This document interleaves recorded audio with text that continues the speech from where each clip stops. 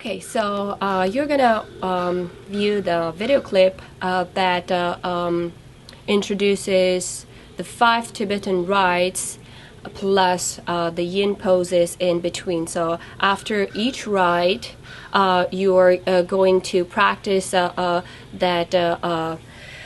Hatha breath, stimulating the solar plexus area 3 times, and then you're going to come down into that pose that calms you, that cools you, that contains the energy that you generated through the dynamic exchange of coming into and out of the pose, which means the rite or the ritual. And I would like to show you also modifications for the rites. So let's say you are not physically strong enough to do the whole 21 repetitions in the poses that I'm demonstrating. So you have 2 options. You can either cut down on the repetitions, so you don't have to do all 21 repetitions. You can just start with 10 repetitions, and then over a month you can just increase it up to 15, and just gradually working your strength to be able to tackle all 21 repetitions.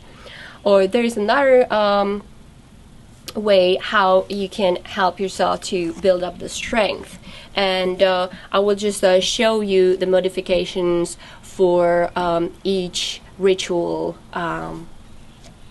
So in standing, I don't want to stand up now, but once you finish the spinning with the arms stretched out and standing up tall, you are then coming into forward fold, standing forward fold. So you're inhaling up and exhaling to fold forward, and keeping the knee straight. But if you have your hamstrings stubborn and they just they don't open, of course you can soften the knees and just bend them, dropping the hips low, and just adjust it to it.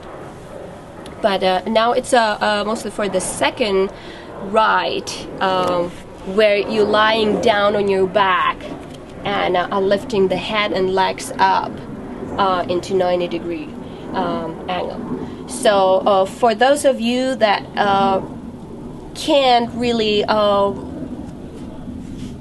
strengthen the core by keeping the sacrum flat on the floor, because once you just sort of disengage the belly, your lower back starts arching, and that's what we don't want to.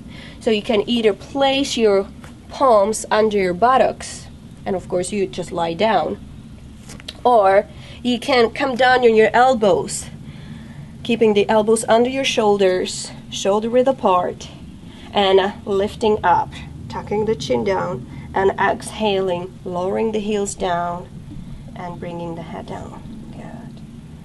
Inhaling and then exhaling, just slightly opening the chin and just curling up on your inhale and exhale down. So that's the modification for the second rite. Then the third rite, when you're kneeling down, placing the hands on the sides, on the back of your thighs, you can also place your hands on your sacrum so that the thumbs kiss together over the spine and the fingertips just overflowing your hips. And then from that place, again, coming into back bend, pressing the thumbs into the sacrum to bring the hips forward and releasing the head down. And then coming back, dropping the chin to the chest, inhaling, squeezing the elbows toward the spine, exhaling. So that's the modification for the third rite. Then the fourth rite, there's a lot of people that are muscle bound or have weak muscles in the arms, or have just a limited range of flexibility in the shoulders.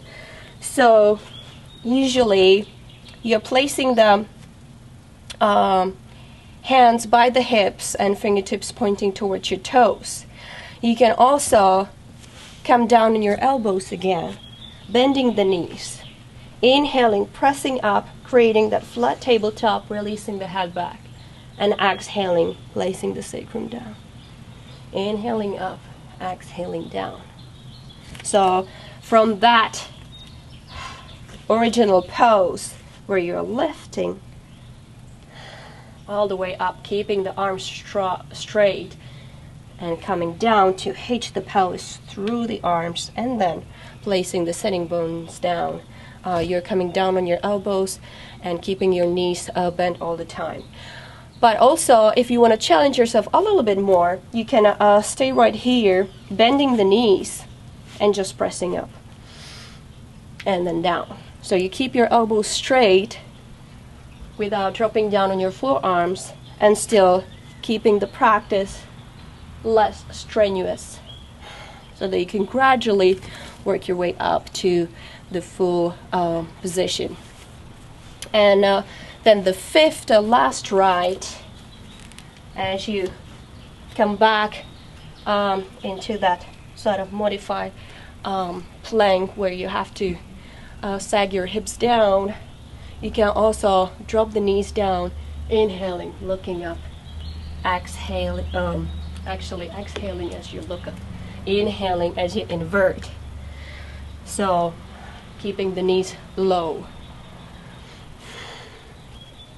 And that way you are going to tailor your practice to the right moment when you begin your journey to explore the 5 Tibetan rites.